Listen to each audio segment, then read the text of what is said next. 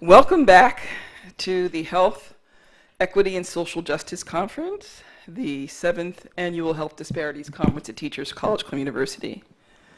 I'm delighted to introduce John Martin Green, who represents what all professors want to see, and that is a doctoral student who comes as a mature person with vast experience, yet absorbs everything you have to teach like a sponge, and then immediately goes out in the community, engages in practical application in the real world. That's what it's all about. Without further ado, 1, read his extensive bio in the program, and 2, please welcome John Martin Green.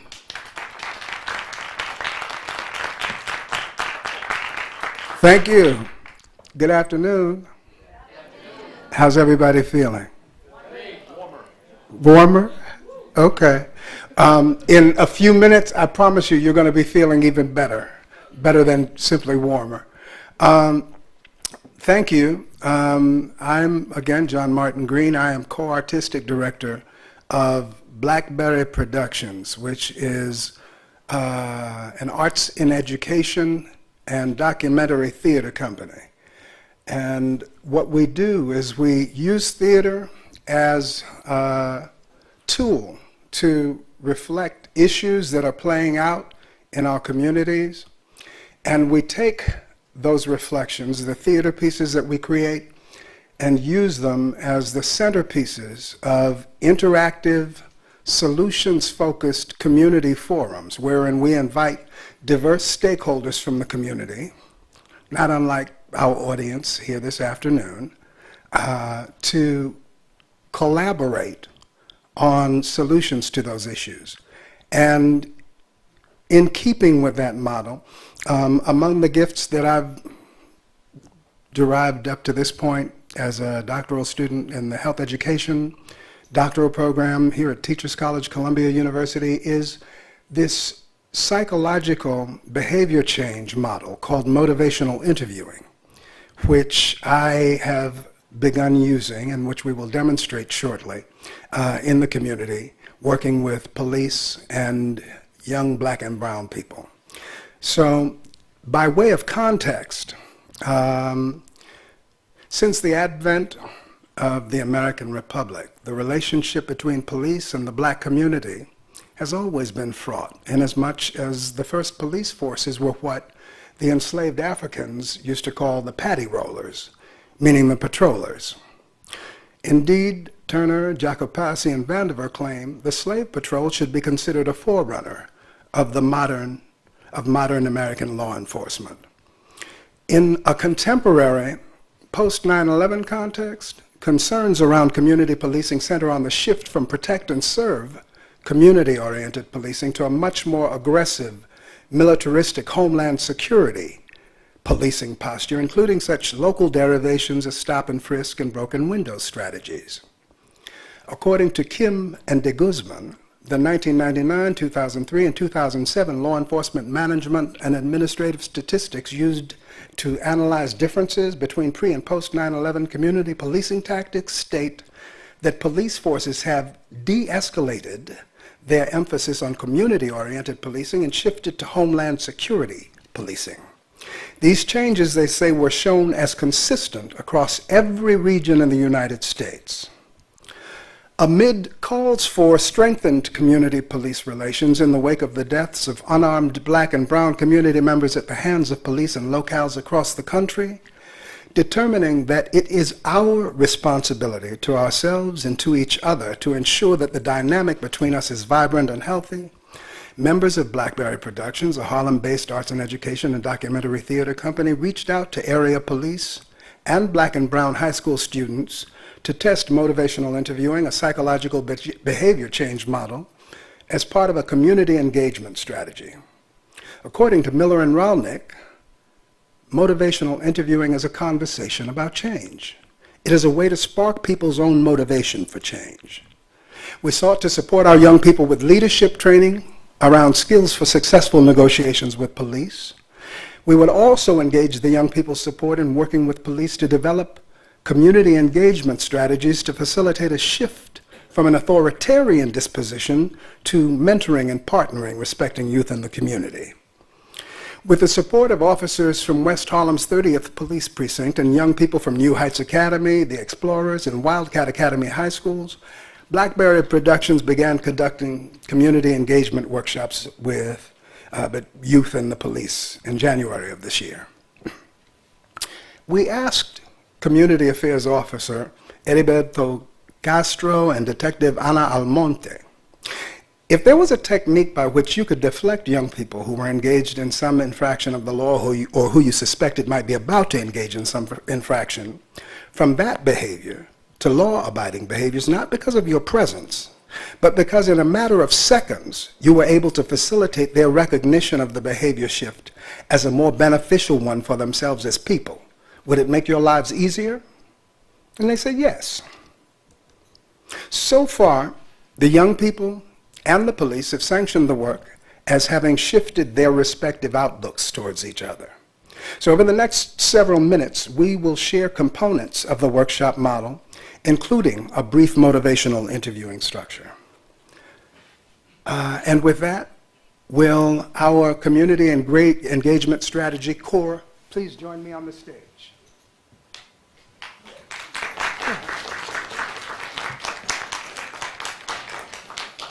Would you bring that mic?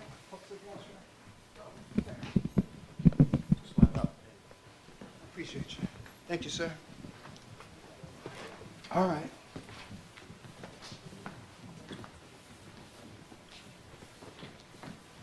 Can I get everyone to form a circle, arm's length distance, or as close to that as we can derive between us? Okay. Okay. Arm's length distance, or as close to that as, so spread out. All right. Now, what we're going to do is a brief warm-up to shake off some nerves and ground ourselves. And what we would like to do is ask all of you to join us. So if you all please stand where you are for the next couple of minutes, not a long time. And you don't have to be athletically inclined. And if you're differently abled, you can do it from a seated position as well. All right, everyone,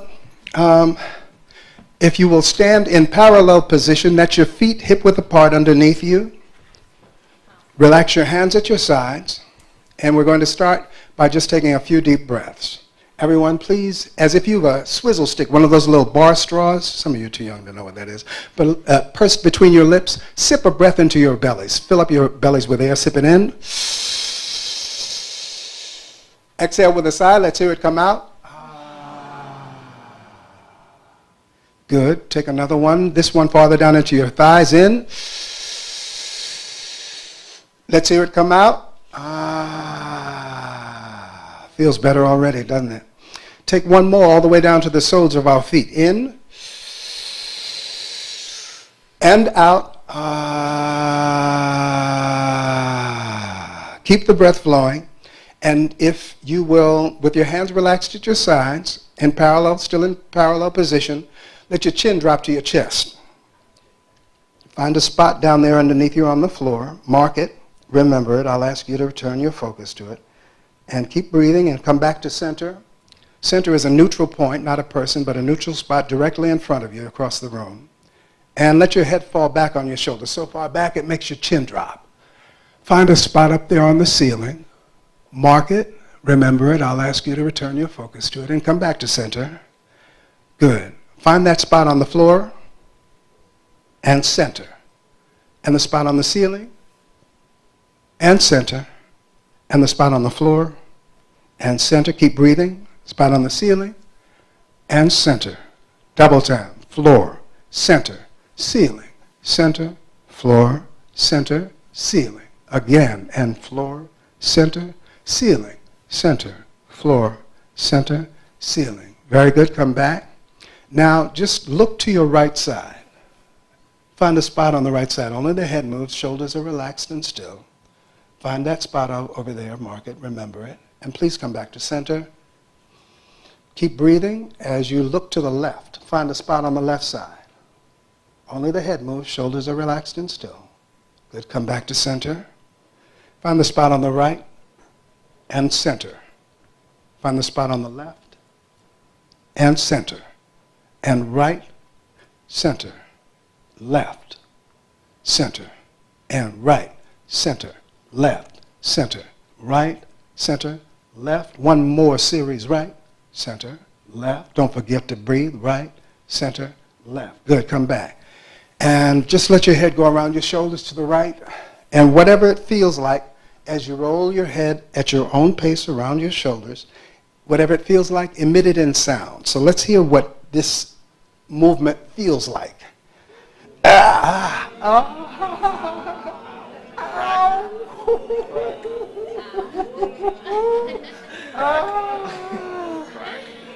Okay, good, good. And when you've rolled through all the kinks on the right side, reverse direction, go to the left. And let's hear what it feels like. Ow, ow, I'm old. See, that's what, yes. Good, good, good, good. And come back to center. Everyone standing in parallel position with your arms hanging at your sides. Please roll your shoulders, big circles forward. Breathe into them. Unlock the joints. Oxygenate the tissues. Yes. And release. And take them in the opposite direction. Roll back.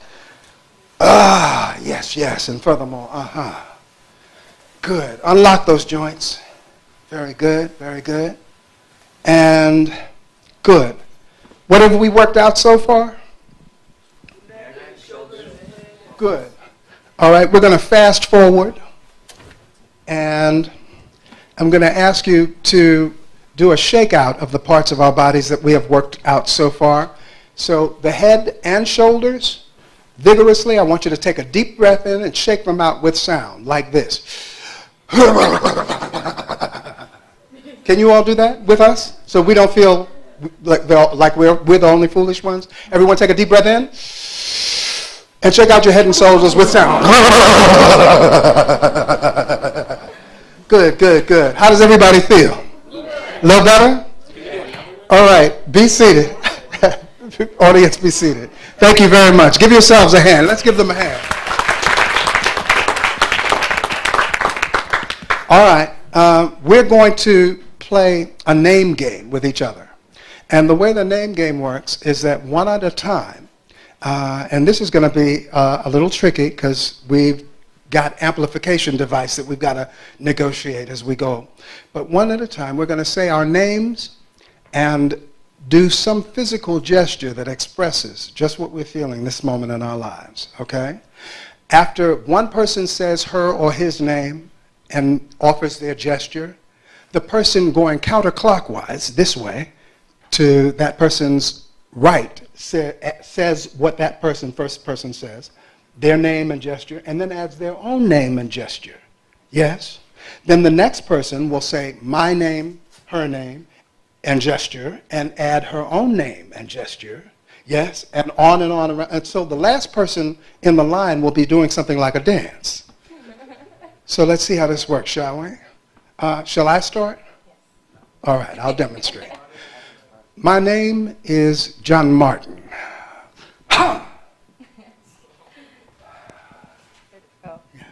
His name is John Martin. And my name is Chrisley. His name is John Martin. Her name. Out my sound. Ha! Thank you. Her name is Christy. My name is Janique. His name is John Martin. Her name is Christy. I just said it. I got short memory. I got short memory. Right thing. If you forget what someone has said or done, look them in the eye and say, will you please repeat that? And say, will you please repeat that? Can you please repeat that? Janique. Janique. Say her. So say it on the mic. There you go. There you go. Good. And add yours. Kenneth. What? Sound? What? Good one, good one, good one. Okay. John Martin. Ha! Sorry. Yeah, leave him alone. He's good. Christy. Yeah. Janique. If you don't remember, ask him. Kenneth. Gotcha. All right. Eddie. John Martin. Christy. Janique. Kenneth. 3-0. Eddie. Ashley. John Martin. Chrisley. Janine. Kenneth. 3-0. Eddie. Oh. Ashley. Kadeem. Good man. Oh, man. John Martin. Ha! Chrisley. Janine. No? That was right? Yeah, Janine. Kenneth. Eddie. Ashley. Kadeem. Barada.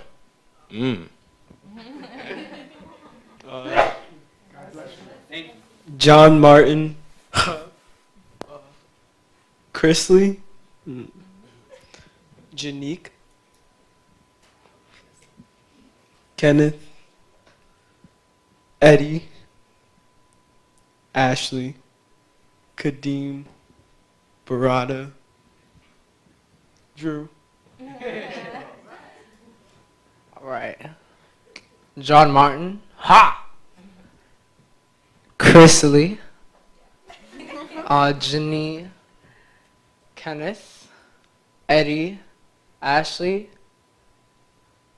Kadeem. Barada. We're trying to remember your move. I know your name. Drew. And Jonathan. John Martin. Ah! Kadeem.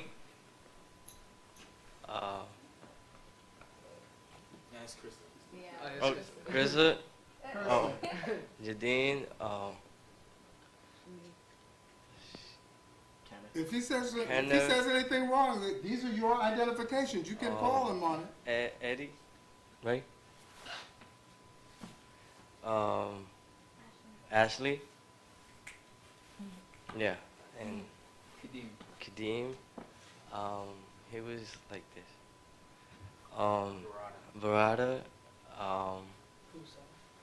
Oh yeah, like he was like this. Drew. He was like this. And yours, Jonathan. He was You remember Jonathan. He was like this. Oh, mine's just Robinson. Mine just.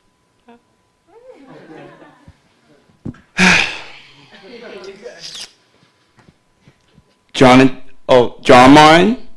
Ha! Chrisley. Jenny. Kenneth. 3-0. Eddie. Ashley. Kadeem. Barada. Drew. Drew. Jonathan. Robinson. Isaiah. John Martin. Ha. Kersley. Janique, and she did. Right? Okay. Good. Kenneth, 3-0. Eddie. Ashley. Kadeem.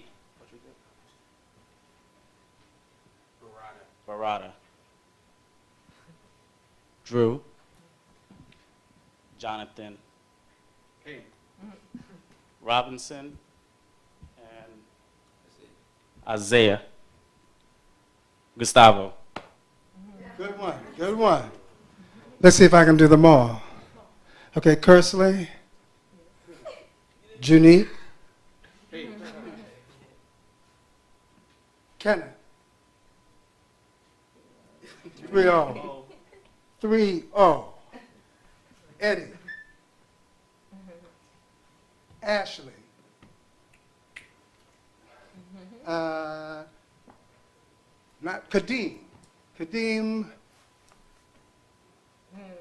yes,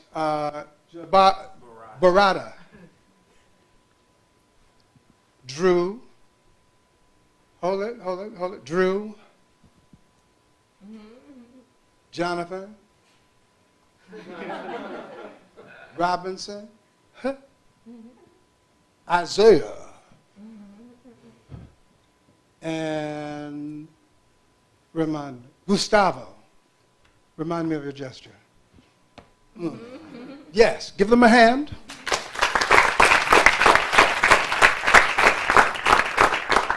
All right, so the centerpiece of the motivational interviewing model is an acronym, CDMN. And the C stands for concerns, the D stands for discrepancies, the M is a menu of options, and the N is next steps. So moving forward, let's look at concerns. What this is about is our relationship with each other in the community. Community and police, police and the community. So I'm going to ask first our young people, what, if any, concerns have you experienced in your relationship with police and the community? Anyone? Intimidation. Okay, well, speak. Intimidation. Can you say what that might have looked like? Specifically, an example, an instance? I guess when they're not getting their way and they feel like you're not cooperating with them, they try to do things forcefully. No? All right. Do you have an instance in your experience with police when you may have experienced, you may have felt intimidated? Not intimidated, more like fear, like, you know, like gonna get locked up. You feel me? Fear. Okay. Has anyone, a specific instance of an experience with police in the community that you could share? Most recently today, or earlier today we were filming, and police officers came over while we were filming and started asking us questions about what we were doing there and why we were there filming. Okay. And how did that make you feel? I was intimidated. I felt belittled, almost like I couldn't be on the streets. Like it was, they weren't asking in a polite manner. They were asking in a demeaning manner. I see. So it wasn't that they were asking what you were doing, it was the way they were asking. Yes. Okay. That makes sense, I suppose. Yes. Anyone else? I was stopped and frisked with my older brother, but they didn't frisk me because it was a while ago and I was young. So they frisked him, but there was no reason for them to stop us. It was like, oh, like y'all just decided to do that. And how did it make you feel? I can't even explain how it made me feel. It was just like, why did you do it? Like, it made me feel, it was a negative feeling. Like, I was frustrated that it happened, but it wasn't full-out anger because I don't know the people personally enough to say, oh, I hate you or that I'm angry at you. But I was frustrated that they did it. I was confused, like, why? Good for you. Okay. Officers, in your experience in policing the community, what concerns have you in respect particularly to your policing with young people? Any? Microphone. Mm-hmm.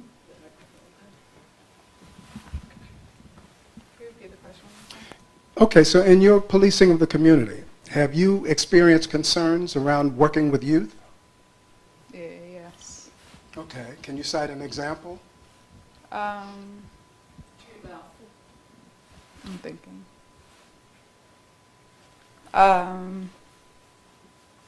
I mean, at times I come across defensiveness. Mm-hmm. And how does that play out? It starts it off the interaction, however brief or long it may be, it starts it off as a misunderstanding. Okay. So there's tension? A bit. Mm-hmm. Okay.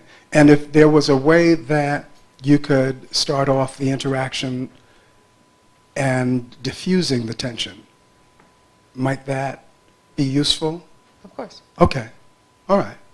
Well, that is the intention, at least in part, of this CDMN model. What about you, Officer Castro?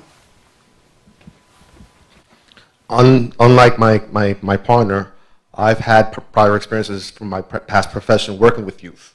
So whenever I come up upon a scene, if I see a group of youngsters, I take a much more different approach because I know what it's like to be on that other side.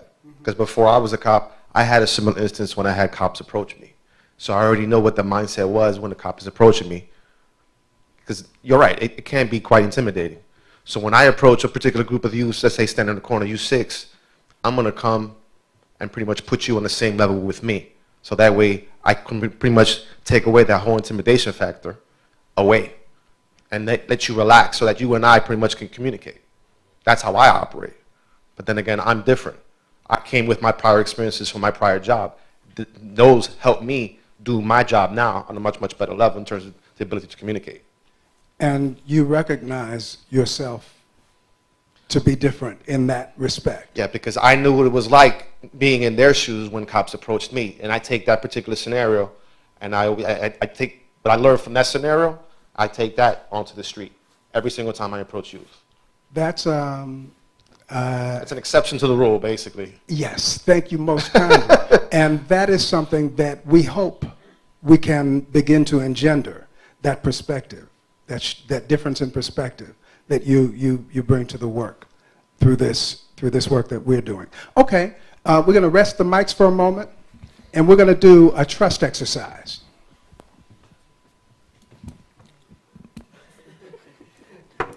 I need, let's see. No, I can be heard. I have a big voice. We're recording this. We need you on the microphone. You need me on the microphone anyway? All right. I'm on the microphone.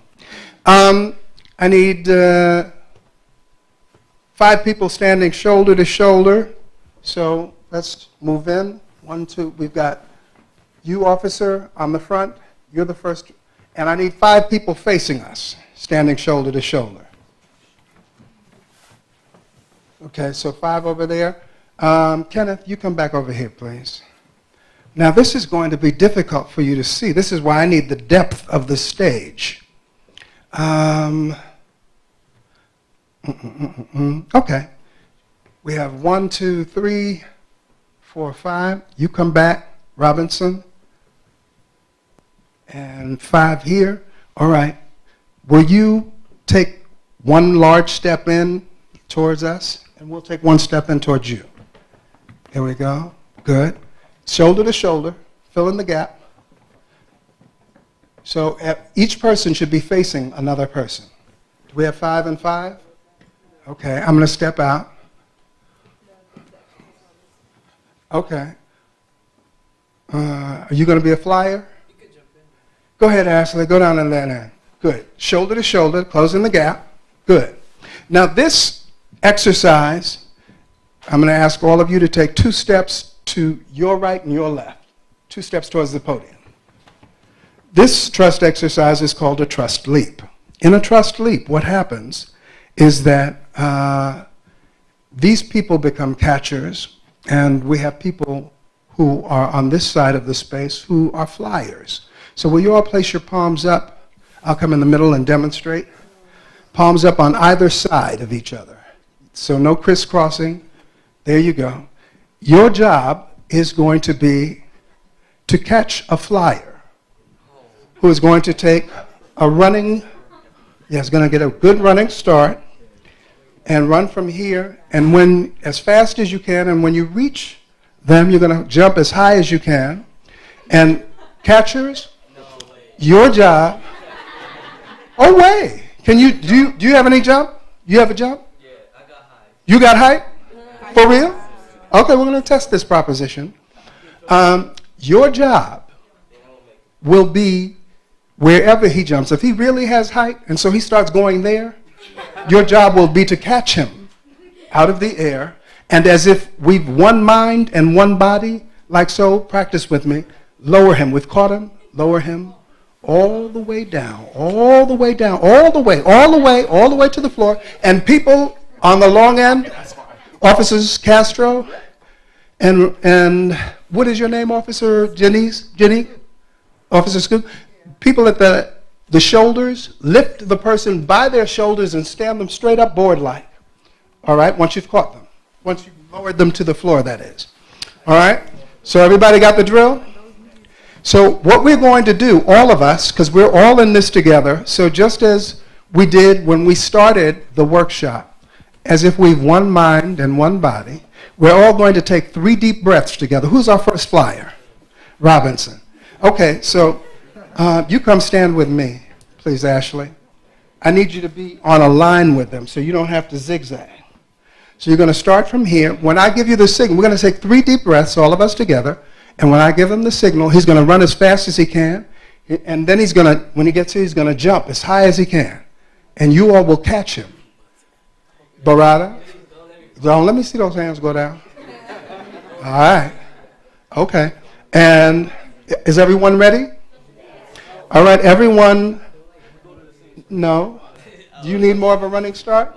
You can come back to here. All right. Come, we're going to get out of his way. You're going to jump like that, right? Yeah, like you're flying. Okay, everyone all together, let's please sip a breath into our waists. Sip a breath in. And let's hear it come out. Ah. Sip one farther down into your thighs. And let's hear it come out. Ah. Sip one all the way down to the soles of our feet. In. And let it go. Ah. And go for it. Get his feet, get his feet. No, no, all the way down. All the way down, all the way, go down. Go down, go down, go down. Go down. There you go. All the way, all the way, all the way. Precious cargo. All the way down. All right, get his shoulders. And stand him up. Pull up his pants. All right, give him a hand. Give them a hand. Now, question. Robinson, how did that feel? That was crazy. All right, that was. He said that was crazy. That was great. It was funny for me. How did it feel when you jumped? I feel like I was in the air flying for a couple of seconds. And how did that feel? Feel Listen up. relaxing. Really? Yeah. I'd have thought it would have been terrifying, but okay, you're Superman. How did it feel when they caught you? Safe and protected. That's a good feeling, is it? Yes? Do we have another flyer? One more? I want a police officer. Will you try it? Please. Say again? I'm liable for I'll catch my X4. Okay. You ready to fly? Okay. Palms up. All right. Remember, women have different physiognomies than we do. And we must be respectful, men. Yes? All right. Palms up. No. Palms up. And let's all together, deep breath in. Let's hear it come out. A deeper breath in. And out. One final breath in. And let it go. And go for it. Go ahead, girl. Go ahead. Go ahead. Get her feet. There you go. All the way down. Get her fingertips. All hands on. All the way down. Gently, precious cargo. And shoulders up. Stand her up, straight up. Please give them a hand. Give her a hand. Yes. And furthermore, aha. Yeah. All right, how did it feel? I was scared. Yes. Very scared. I'm shaking. How did it feel when they caught you? I felt safe. Yes. And is that what kind of feeling? How would you describe the feeling of safeness? That's a good feeling. My sister. Yeah, that's what we want to feel as we live and breathe and move about our communities, yes? Yes. Yes, give them a hand. All right. Okay, so now we have opened up the circle again so everybody can see us as best as possible. We can even turn it into a bit of a horseshoe now. We're going to open this out for the next few minutes. We've talked about some of our, open it out so these people over here on this side can see us too. Thank you. Some experiences that we've had with each other in the community. And what we want to do is role play one or two of those scenarios. So before we started, one or two of you cited actual examples of experiences that you've had in the community with the police that were challenging for you. Can any of you think of any? Any experience that you've had that was uncomfortable with police? A stop and frisk, you say? What happened? Came out of Planet Fitness around 11 o'clock in the night, and I guess since it was late and I was dressed in black, they wanted to stop me to search me. And what happened? I don't know, that's the form of intimidation. I got pulled against the wall and I got searched. You got thrown against the wall and searched? Against the wall. Okay. I just followed by, I was already tired. I didn't want to deal with it. Okay. Does that sound familiar? Yes. To anyone? Yes? Okay.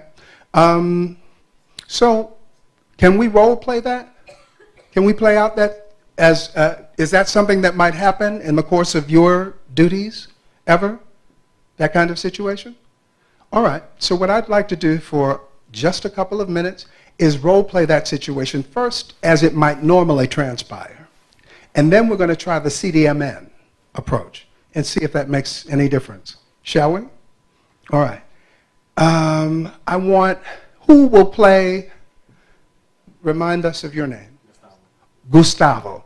All right. I don't want Gustavo to play himself. I need an actor. You're going to be Gustavo? You can be. There's no law that says you can't be Gustavo. All right, you're Gustavo. Officer, will you play, your name is not now Officer Scott Cooper. Let's give Officer Scott Cooper a different name. So what is Officer Scott Cooper's name? Officer Williams. Officer Williams. And what is, we're not going to call her Gustavo, we're going to give her a different name too. What is her name? Charlie? Charlie? Charlie. Well, but you wanted to be Gustavo, so now you Charlie. All right. The situation. Coming out of Planet Fitness, it's around midnight. And why might you suspect Charlie of some impropriety? You have a reason.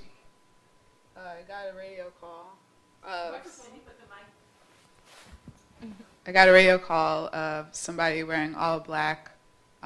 Somebody called on the person wearing all black and thinks they have a weapon. Uh-huh. All right. Okay, so now what we're going to do, all of us, bless you, thank you.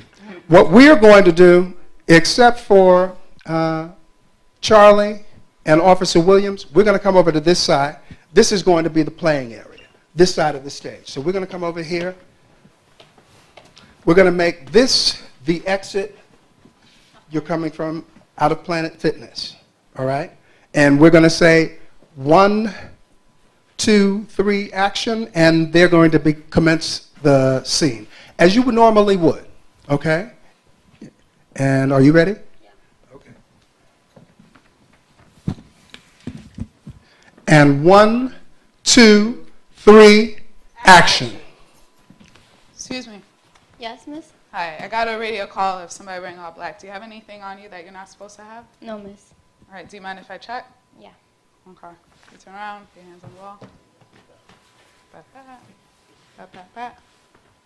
All right, I'm gonna, Central, can you repeat the description? Yes, I can. A female, about 5'5", 110 pounds, wearing all black. Okay, what does she want it for again? It says, somebody called, says that she has a weapon in her right pocket. Okay, 10-4, thank you. And freeze. Give them a hand. Okay, so now we're going to let you in on a little something. In case you hadn't noticed, Ashley is a member of the Explorers, so she's a young cadet. We're going to have another actor. Give her a hand. Give them both a hand. Lovely. Thank you. That was very nice. I would think if that was the worst that happened, I think the world would be a much better place. The city would be a much nicer place to live in. I think if most kids do speak the way I spoke, I think a lot of situations wouldn't turn out to be bad. You make sense. And that is among things that we will endeavor to support young people with too. That's where the leadership training comes in. What are you thinking, sir? I agree with what you said, but also this is what you have to think about. Like, if two cops are coming up to you, it's different than one cop coming up to you. Most of the time, or at least in my experiences, it's more than one cop coming up to you. You don't know what you did, but they're coming up to you. Already you're like, oh, wait, are they coming for me? Barada, So come you're this assuming way. negative things. Come.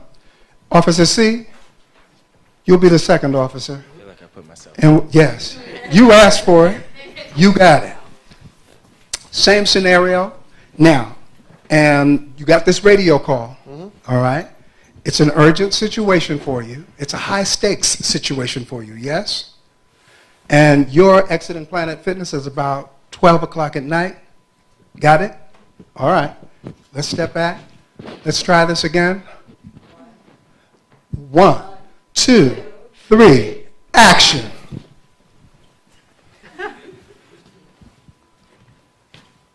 How you doing? Good, how are you? Is it okay if we could talk to you for a second? Yeah. All right, cool. I see what you're just coming out of the gym. Yeah. You was in there for the last hour? Yeah, I think like an hour and a half. All right, cool. Well, first of all, relax, okay? We're just talking to you, all right? We're only stopping you only because we got a radio call for somebody that... Freeze! Yeah, no, y'all are too nice. Y'all are way too nice. Is that how they approach you? Is that how they approach you? The way he came up to me the first time, like, all right, you can relax. That was usually it's like you that. recognize that? Not in that tone. Like, he's like, all right, you can relax. Yeah. See, Officer C is real smooth. He's suave boo. In fact, you know what? Come here. We're gonna flip the script. You're gonna be coming out of the Planet C, Planet Fitness, Officer C. Yes, you are the young person. Yes. So. Officer Scott Cooper, let's give her a hand. Have a backup cop? Another hand. Can I have another cop? Yes. I need another cop. This young man right here. Yes. Okay. Now, show us what really goes on. You know what time it is.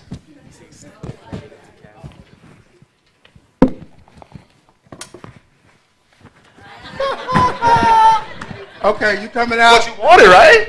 Bring it. All right. Bring it. Let's go. All right. And everybody, you all ready? Yeah. Oh, what are your names? Officer Wiggins. Officer Mack. Officer Mack and Officer Wiggins. It's off. Don't worry about it. All right. And 1, 2, 3, action. Hey, excuse me. Excuse me. Wait, Excuse me, come sir. back, come back. Sir. Where you going? Stay right here. Right here. How long you been in Planet Fitness for? What does it matter? Can you answer the question, sir? I just did. This guy's an asshole. I said, how long you been in Planet Fitness for? A little bit. A little bit? A little bit. What does that mean? Were you in there for like an hour? Negative. Negative. Can you get in the wall, please? Why? After Because I first asked you to. Why? We got a call saying that someone who... I'm gonna need backup. Someone wearing all black. We got a call saying someone wearing all black had a weapon on them. Okay. So do you mind stepping to the wall? Okay. Step to the wall. Spread Hands your up on legs. the wall. Pat, pat. Pat, pat. Did you find Pat, anything? pat. I didn't think so. I'll ask the questions. Thank you. Excuse me. What's the description again? You told me he was wearing all black. Guy wearing all black. All right. And freeze. Give them a hand.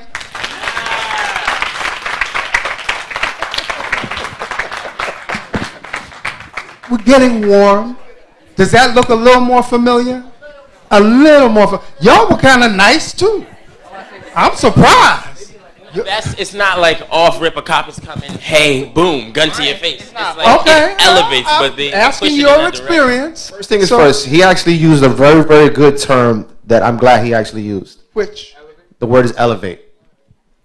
Usually, when most cops approach anybody, it starts off as something here, and it's usually something that is said or something that is done that brings it from here that escalates to the here. situation. Yes. Yeah. Okay.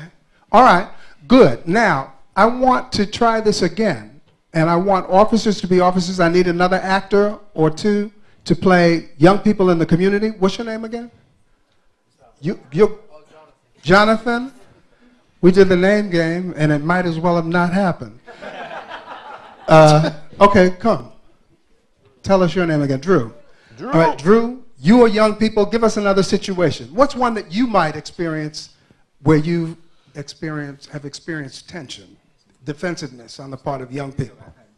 Well, it had to do with yesterday. I actually stopped a car, and it was a young driver. It was a young female driver, and I was asking for her driver's license, and she's like, oh, she's like, oh, why do you need it, or something like that. I was like, because you're driving, and then she said, oh, it's right here. I'm not lying. I have it.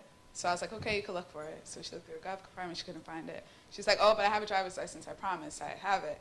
I was like, okay, I'll wait. Okay, go look for it. And then she got to look for it. She's like, oh, I don't have it with me. And then later on, I found out that she's not supposed to be driving. She doesn't have a driver's license at all. And she said that she left it at home. So, I mean, me asking her, I guess, and her frustration and not being able to find it led to, like, her defensiveness. Like, oh, why do you need it? Because she said, like, her twin was in the backseat also, and she's like, you can see my twin's driver's license. Or something like that.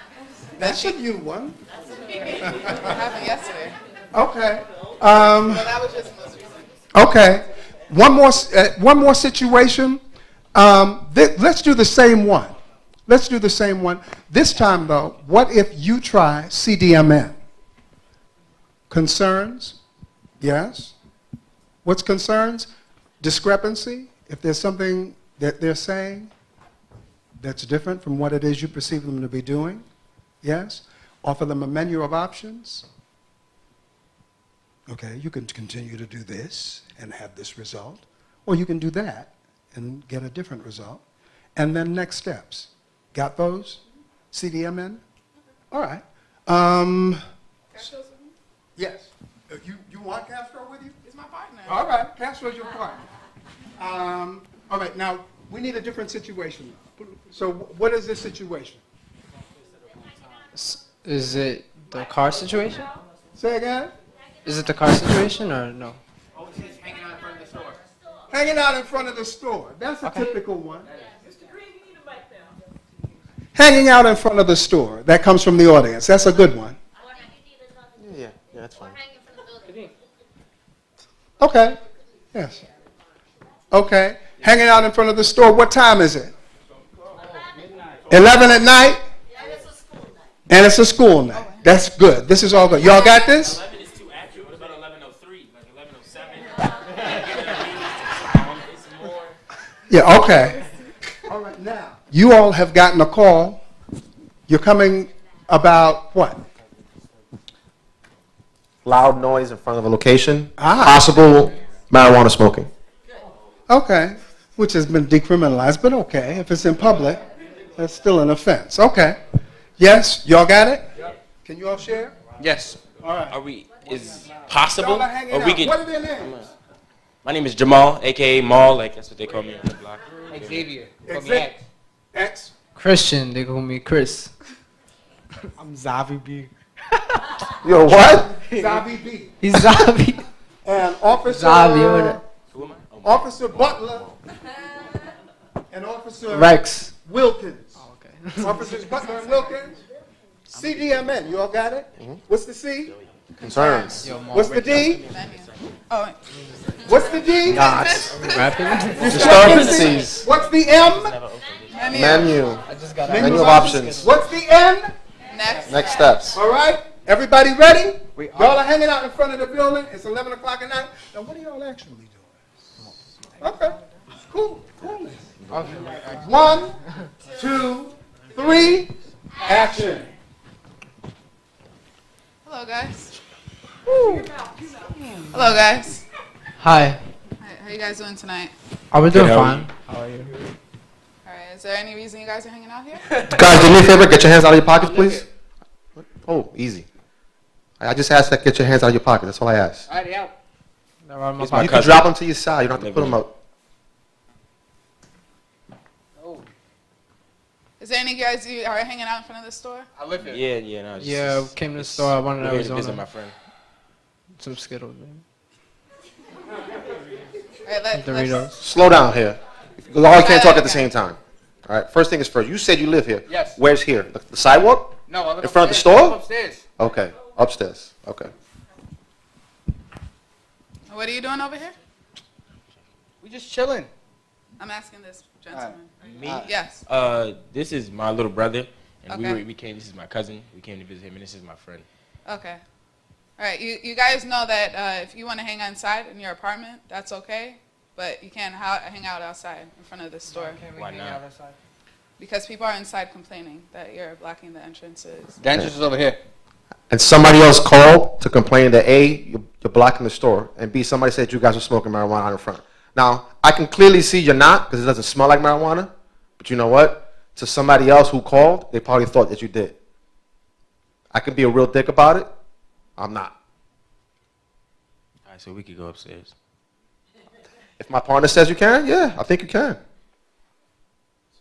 You guys can go upstairs, just know for future reference. You guys can hang out inside in your building, in your rooms and all that stuff. I don't have a problem with that. We have a problem with you guys hanging out in front of the building.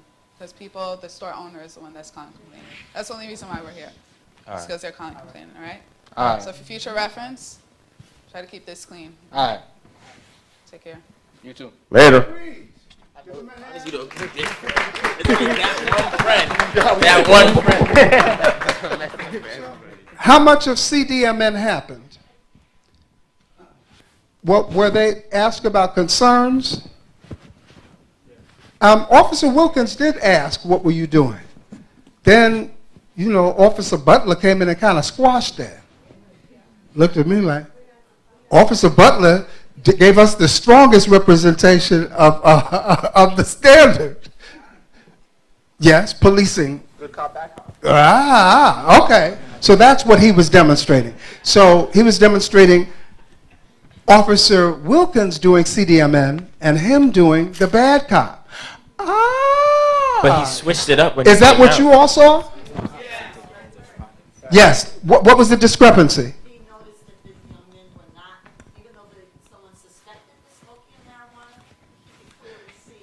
He gave us the discrepancy. You're right. She said that Jacqueline said, Dr. Sawyer said that it was Officer Butler who gave us the discrepancy in noticing that while they were answering a call about the smoking of marijuana in front of a business establishment, that is not in fact what they saw. So that's the discrepancy. So they traded off the CDMN. Yes? Who gave the menu of options? Yes. Who said you can do this? Wilkins did. Okay, good. And was there a next steps in that model? Who gave up the next steps? Wilkins. Wilkins said you can do this and have this happen, or do this or stay out here. Now, were they in fact smoking marijuana? They were. Now he was passing. We were, oh yeah. It was the same. Yes. Yes, the youth. They were telling different stories, which you all didn't really pick up on. But you didn't make a. I just finished telling him actually. I kind of saw him step from the rear to the corner, and he looked like he had like a puff, but I couldn't really see exactly what he was doing. Just that he had looked like his mouth was like. So, but at that point in time, I don't have anything, so I can't really bring it up. But you said you didn't smell it. I didn't smell it. I saw it, but I didn't smell it. There's a big difference. Okay. Everybody, how are we on time? Let me see. We have 30 minutes. Okay, great. First of all, give them a hand.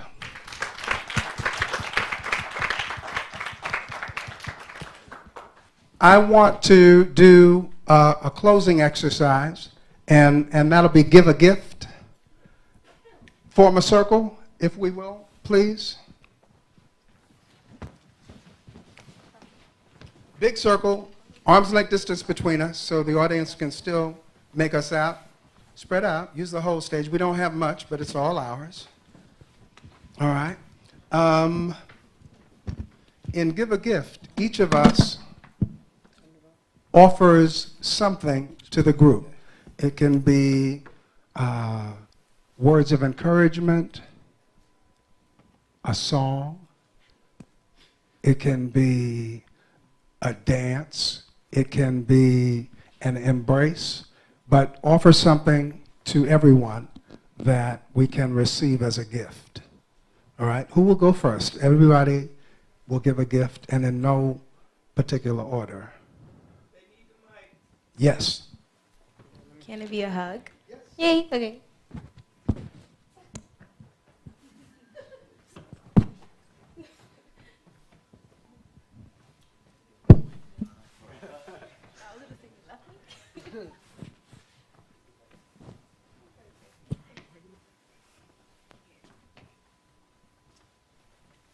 Give her a hand. Who's up next? Can I give you a pound?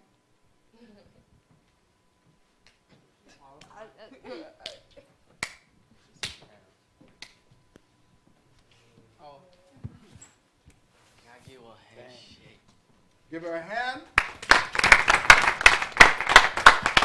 Give a gift to someone. Gustavo, take the mic. Compliment. We did really great as performing, especially the police officers and the actors. Everybody in total. I'd like to give a compliment. Oh, my bad. I'd like to give a compliment too, though, because everybody like came to the space physically, but also like we were here present. Like we were in the moment. Like nobody was like, "No, I don't want to do this." Even though like you said you were too scared to jump. You was like, "All right, I'm gonna do it. I'm gonna come over here." Like, everybody came to the space. Here, here. Give a gift. These are 5 words that will actually help you keep you out of trouble. Think before you act. Hey. Thanks. Thank you. I'll offer a poem. Yes. Courage. A poem. Courage. Do you mind if they say it with me? All right. Courage. Courage, brothers. Do not stumble. Though the path be dark as night, there's a star to guide the humble. Trust in God to see the light. Courage.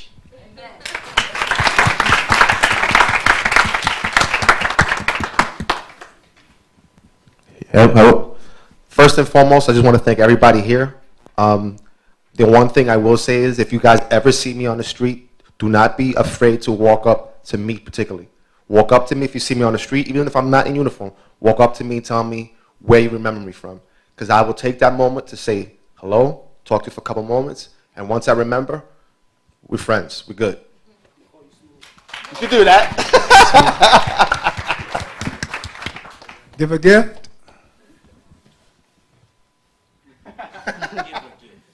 Let's go, Drew. Okay. What you got? You got something? Not right now. All right. Who will give a gift? I'm joking. I'm joking. Everybody has to give a gift. Doesn't matter what it is. It can be, yes, a gesture, a thanks, Well, a word. Thank you to all of you guys. Thank you. Gift? Who hasn't given a gift yet? I'll give one. All right. This Janice. is my first time coming into this said environment and dealing with the community besides when I was actually training to be a police officer. And at first, I'm kind of like standing on end with these things because I have a habit of just getting pretty defensive, but it's good to come into this space and interact with different people and find different venues and areas of understanding that we can all be in one place. And I like to say that this was a good experience in that I was able to learn about this. And any new experience is a good one for me, and that I'm able to learn, whatever it may be. Thank you.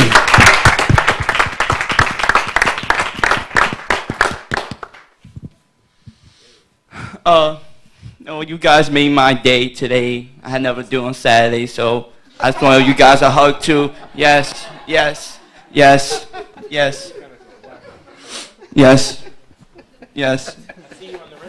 I know you do.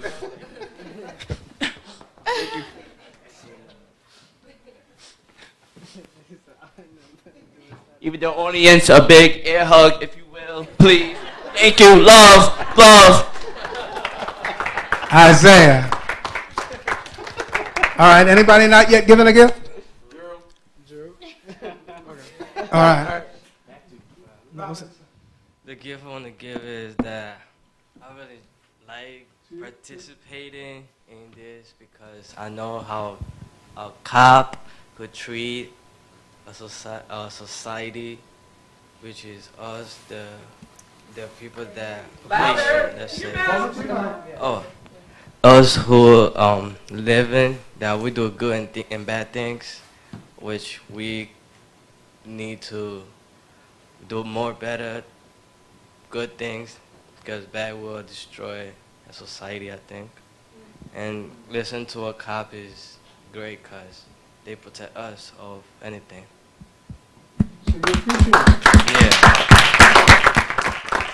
You appreciated this. Okay, thank you. Robinson? All right. So Drew? I want to say thank you to you in particular, Kurt, for like inviting us to come here, because it was a good experience and it gave us insight on certain things that like we don't usually think about every day, even though it's like a progressing problem in America. And I would just request that like more people are able to experience something like this, because it would be really impactful. Thank you. Thank you. I just want to point out something that I learned from when I saw Officer Castro reenact a kid, or a teenager or something like that. And I saw how his attitude is something that represents how the situation might escalate with us young people. And, you know, I really did learn something, that it's about, you know, also not always about how a cop might come up to you, but how you respond to them. And, you know, your attitude towards them, you know, how that might reflect where the situation went, or how it escalated or didn't escalate. And so, thank you. Absolutely. Thank you. Thank you. You got that one. Okay, there's one person or two of us who haven't given gifts yet. You want to give a gift? You gave a hug. I'm sorry. You get first gift. Okay, so I'm the only one who hasn't given a gift? Yeah. My gift is thank you, young people, for your courage in coming here in front of strangers to explore the possibility of change. It takes a lot of courage to do that. I want to say thank you to Officer Scott Cooper and to Officer Castro for your leadership and your courage, because it takes courage to do what it is you guys are doing. Next step is to get some white officers up in here with us too. Yeah, I offered Officer Castro $5 if he could get us a white officer or two, but he wouldn't take the bribe. But that's the next step. It takes a lot of courage to do what you all are doing, and we are and explorers. Thank you. Wildcat Academy youth, thank you. Impact, thank you. The thing is that where there are, can you all spread out now so everybody can see? Where there are imbalances in systems, yeah, where there are inequities running through systems, everybody becomes victimized. Yes? Some people believe that the way to right what's wrong, the imbalances within the systems, in this case, the criminal justice system, is working from the outside in. Some people believe that the best way is working inside out. I believe that to the extent that there are inequities running to the core of the systems, that all measures, all methods, all strategies are appropriate. And where the systems are imbalanced, the police become victims too. Because if you're being told to operate with rules that are unfair, and that's what you have to do as part of your job, then you are behind the 8 ball too. And our officers, our police forces are people too. And with this kind of work, we can work together towards supporting the police in shifting their relationship with us to the kind of relationship that we want to have. Yes, and stand behind our police and get the police to stand behind us, which is what begins to happen with this kind of work. So let's all thank these young people and the officers. Yeah, I have a request, which is that Brett comes up and plays the police officer, and you play the person in the demonstration as you did in class, because I really want to make clear the menu of options. I really want that to be crystal clear, so go ahead up, Brett. We can do that.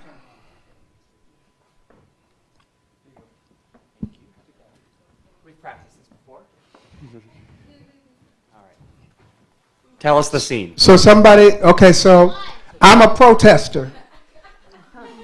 I'm a protester out in front of Columbia. My name is Darren, and this is Officer Higgins. Officer Higgins, all right?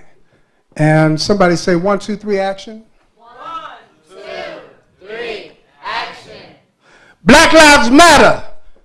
I can't breathe. Get back. Black Lives Matter. I can't breathe. There's an event Matter. here, and there are people I here can't who are breathe. paying to be here. Get back. I got a right to be here. I said This get is back. I got a right to be here. It's a free country. Black Lives Get Matter. over there. I can't breathe. Put your hands behind your back. You're under arrest. Oh, shoot.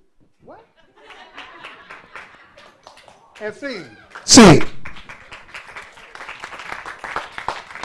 All right. We're going to do it again with, this time, Officer Higgins observing the CDMN strategy. All right. Somebody say 1, 2, 3, action, if you will. 1, 2, 3, action. Black Lives Matter. I can't breathe. Black Lives Matter. Hey, wait, I can't breathe. Hey, sir, Black Lives please. Matter. I got Sir, a right to please. be here. There's some people here. Black Lives There's an Matter. event. I can't breathe. You paid for this event, and you're just disrupting them. That's all. We Black want you Lives to Matter. continue. I Get over can't there, breathe. Please. Sir, you have some options. I'm going to give them to you, please.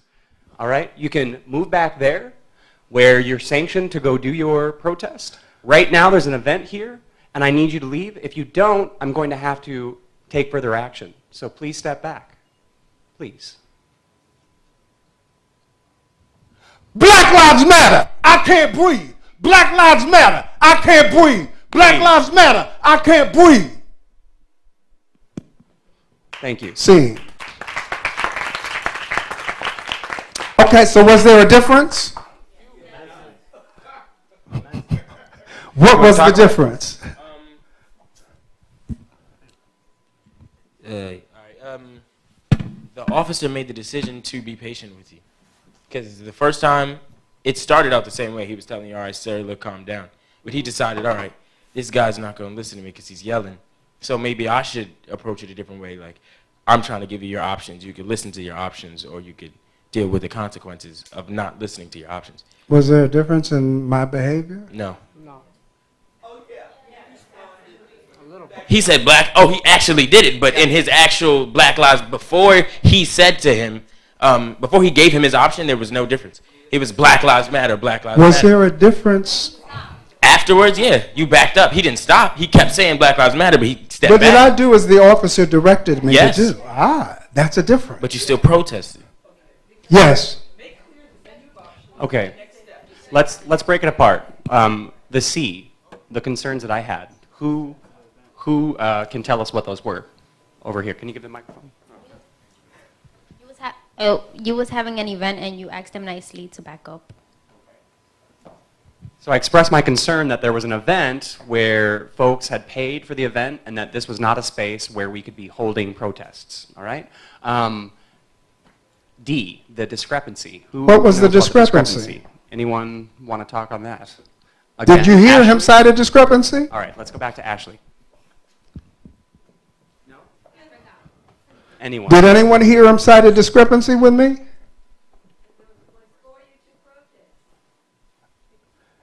He said, he told me that there was, when I said, this is a free country, I have a right to be here, he said, you have a right to protest, but he told me that the area was back in this direction. Yes? All right, and the menu of options, what did he tell me? Did he give me a menu of options? Did he offer me any options? What did he tell me? He said either keep protesting or he's going to have to take further actions. And he told you to step behind the line. He said you can get into the area where you are allowed to protest, and that's what you did. Okay, and or I forgot what the or was. He said he's going to he'd take further action. Yeah. He'd have to take. He would have to take further actions if he didn't comply. That was the other option. And did he ask me next steps?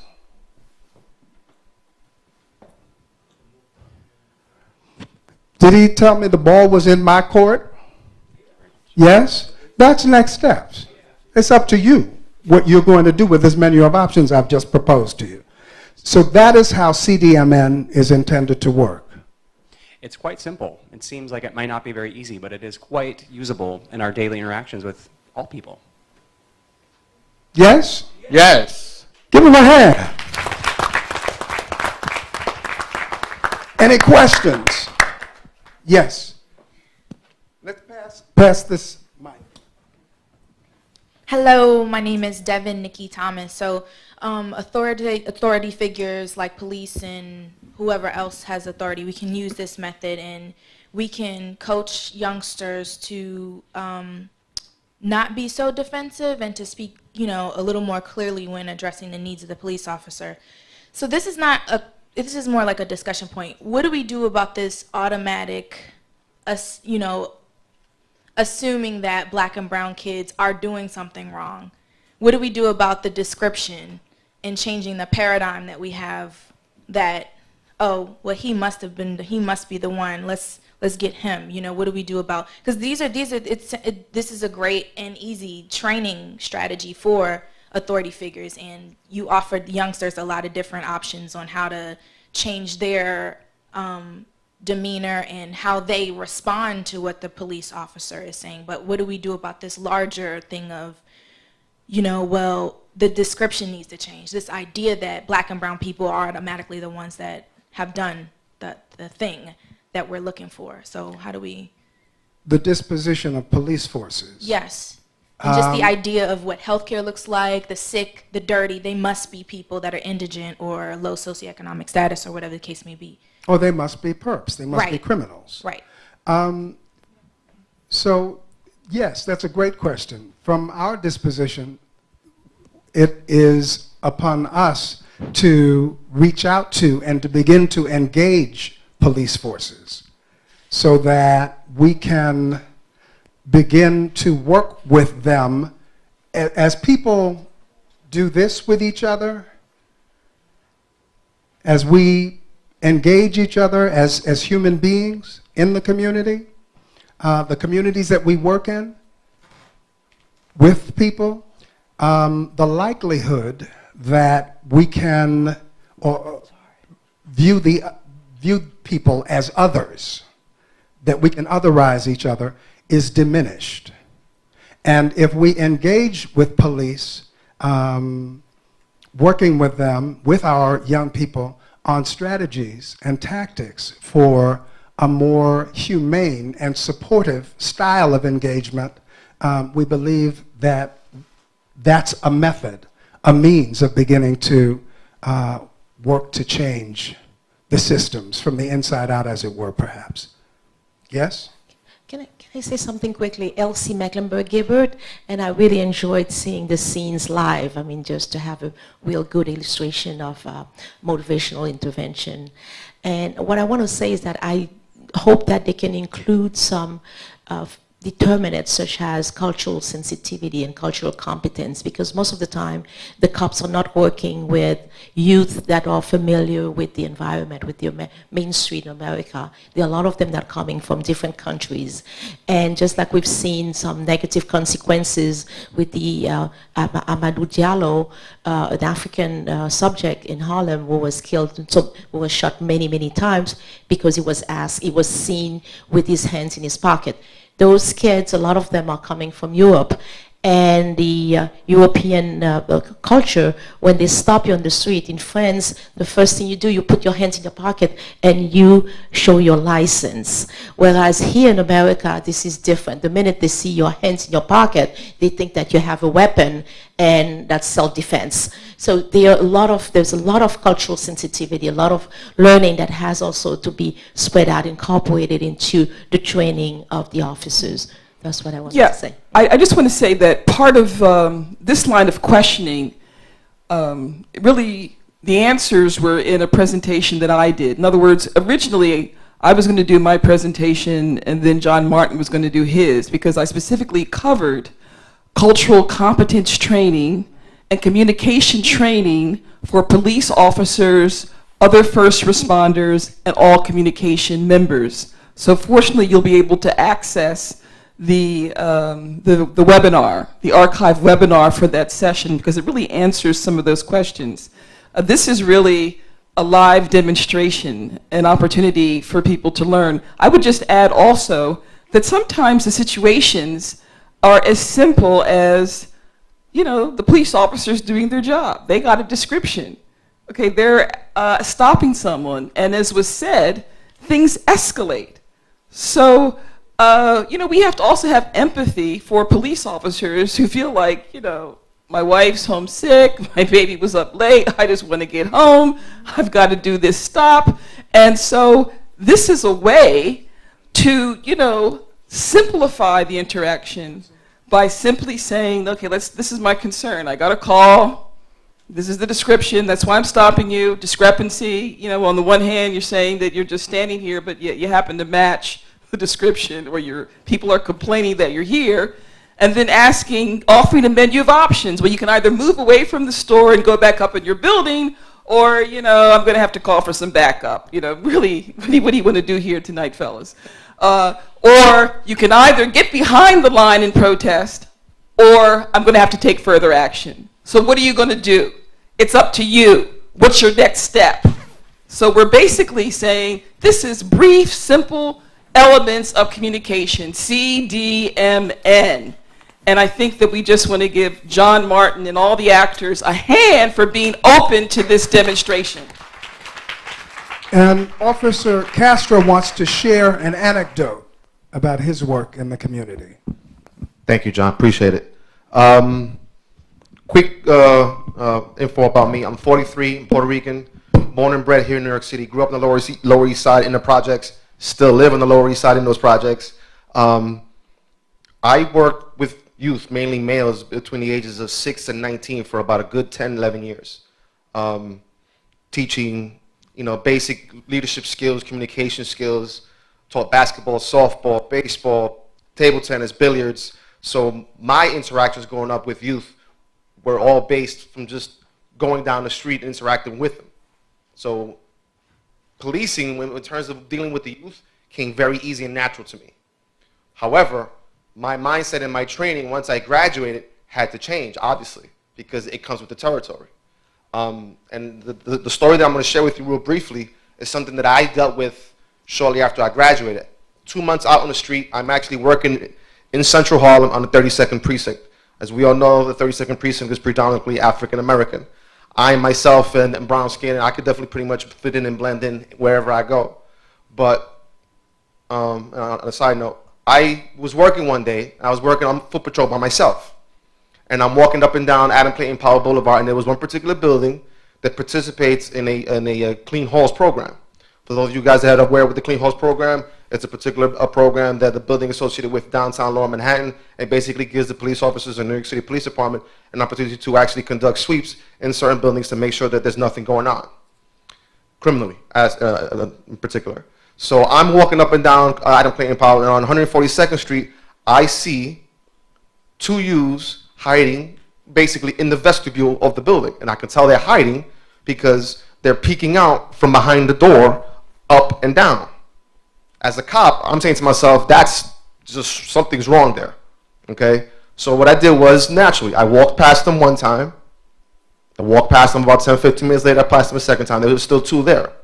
I went around the corner. I called for a couple of friends to come over who will also work in the immediate vicinity. So now I'm responding now with two more officers. Upon my return, now they weren't two, now there was four. Now I'm saying to myself, they were just, basically hiding in the vestibule of the building. But now there's more, and from my vantage point, we had knowledge that there were robberies that were going on Adam Clayton Powell Boulevard, used in the particular ages of 13 to 17, that they were ganging up on people in the lobbies of buildings. So I have prior information of things that are going on. So now I put all those things together. I have an opportunity to approach them and to speak to them. So I'm with my partners, and this is how quick things change, and things change literally in a flash of a second. I approach the door. I'm tapping on the door. I'm asking the youths behind the door to open up the door. Now, mind you, it's just 2 feet, but the door's closed, and I'm asking them, could you guys open up the door? And they basically just looked at each other and just refused to. And I asked them, fellas, open up the door, or unfortunately, we're going to have to take further action. Not much different in terms of what we've been pretty much doing here. Giving them simple orders and giving them the options in terms of what could and can happen. However, the kid decides to open up the door. Not a big deal. So as we start to enter, I'm the first cop who goes to speak to one of the kids. And my life flashed right before my eyes. Okay? Because what the kid did was something that most cops, whether you're 20 years of a veteran or a rookie cop like me, 3 months on the street, do not want to go through. The kid steps back and he starts to pull up his jacket. Thank you. Thank you so much. And I appreciate that simply because that's exactly what I felt. It was, for me, it was an oh shit moment. I mean, that's something that I personally, want to tell everybody. Every cop hates that scenario. The last thing they want to see is somebody make a sudden movement that goes to the back of the mind. They say, this guy's got a weapon. He's going to try and harm me. He's going to try and harm my partner. Now, luckily for me, he pulled it out faster than I can pull my gun. But if my gun was in my hand, he had his cell phone.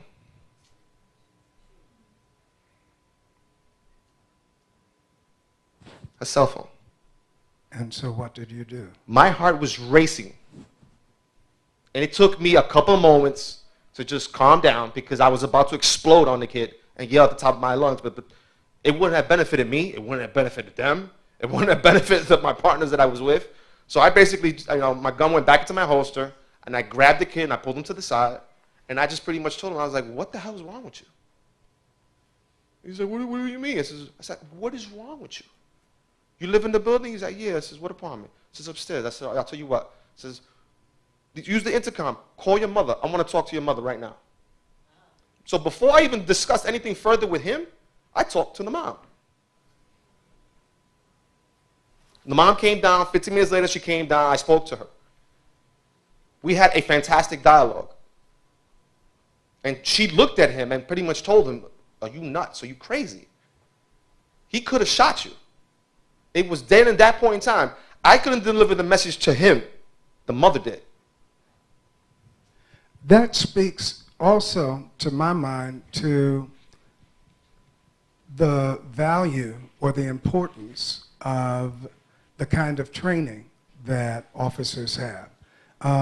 You, as part of your profile, shared that you grew up in New York on the Lower East Side and dealt with youth for years. And it makes a big difference. It makes a big difference not only in high-stakes situations like the one that you shared, but I would think in your daily policing of the communities.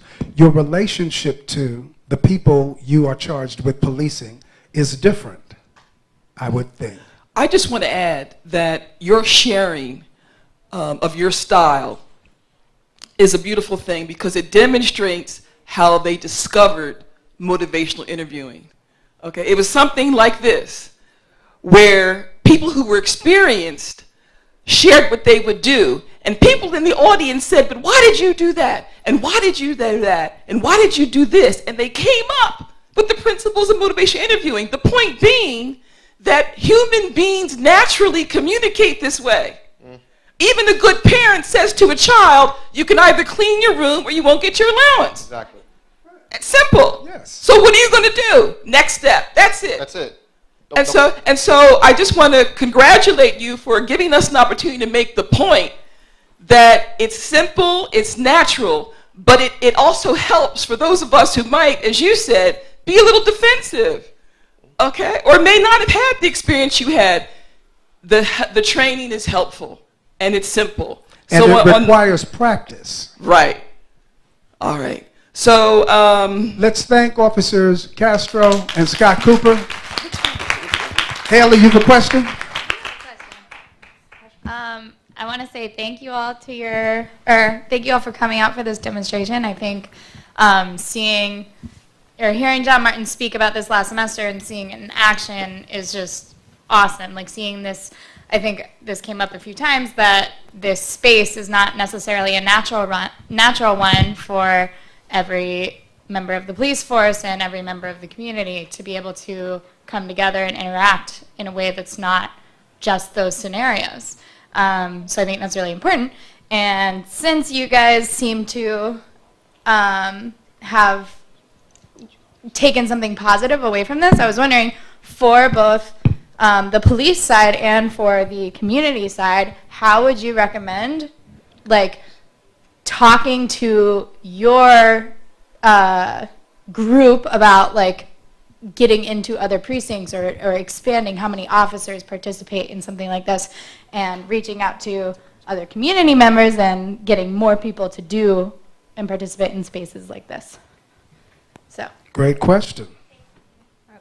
Officer Scott Cooper? We have, with our department now, we're going through a department-wide training where it touches on subjects such as these.